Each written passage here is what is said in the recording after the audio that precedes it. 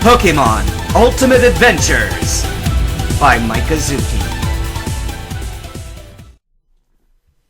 Meanwhile, the Super Fiend Bonsai and the Masingno gang leader Jackknife were engaged in a fierce battle.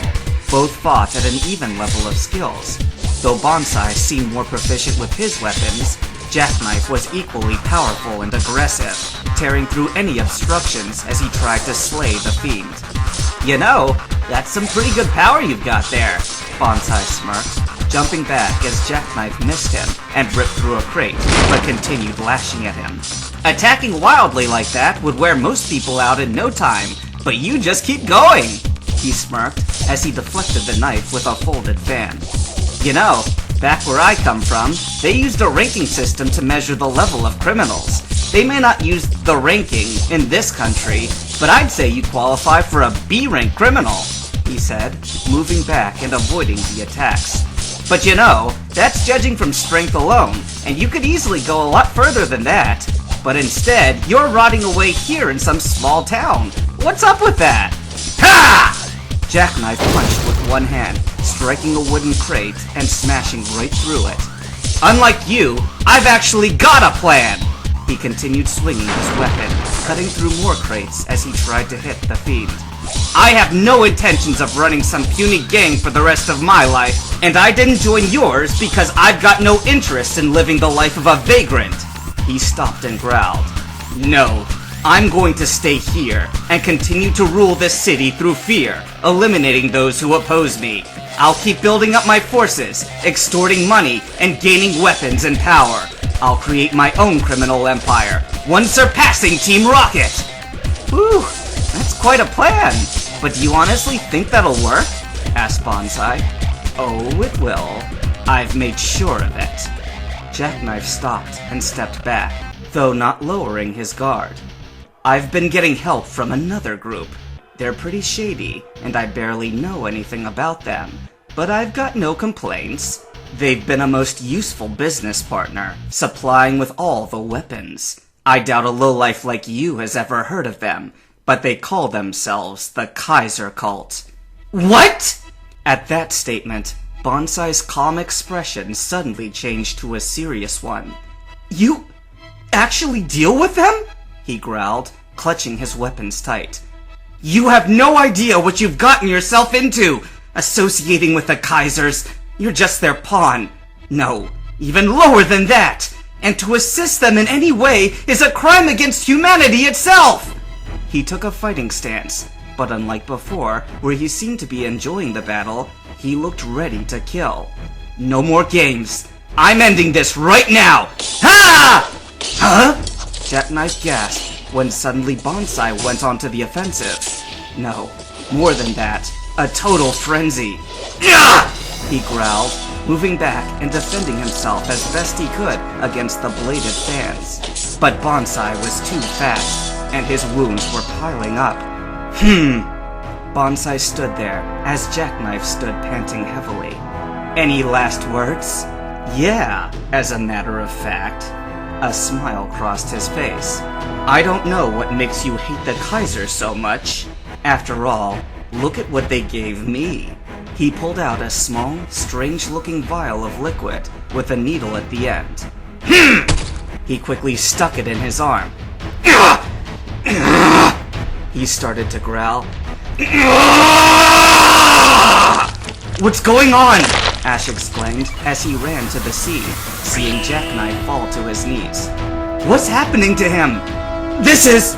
Bonsai growled, looking down at the vial and seeing a symbol on it. The symbol of the Kaiser Cult! Bonsai screamed as he was suddenly sent flying by a punch from Jackknife. What? He exclaimed, surprised by the power of the attack. Jackknife roared, clenching his fists tight. He was sweating, and his clothes were partially ripped by all the muscles that appeared out of nowhere. Such power! He laughed, looking at his arms. His muscles had grown over twice the size they once were.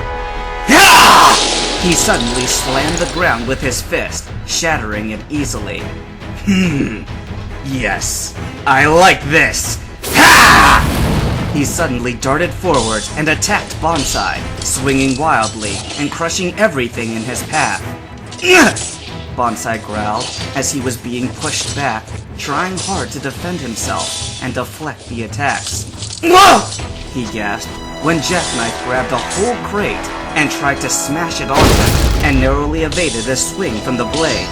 He's nothing like he was earlier, he growled, feeling pain in his arms simply from deflecting the attacks. He's much stronger, even more than me! What's going on? Ash exclaimed. It's because of the injection. It was made by the Kaisers. It can only be Berserker Serum, said Bonsai, looking at the object on the floor, the one Jackknife injected himself with. When someone is injected with this, they grow tremendously in strength. He was already strong, but with this serum, it's taken his strength to new heights. Sorry, Ketchum, but I'm not sure we could win this battle. Suddenly, his eyes caught movement. Jackknife was attacking, but he was aiming for Ash. Move! He exclaimed, pushing Ash aside. Bonsai exclaimed. Bonsai! Ash screamed as the fiend collapsed to the ground, bleeding.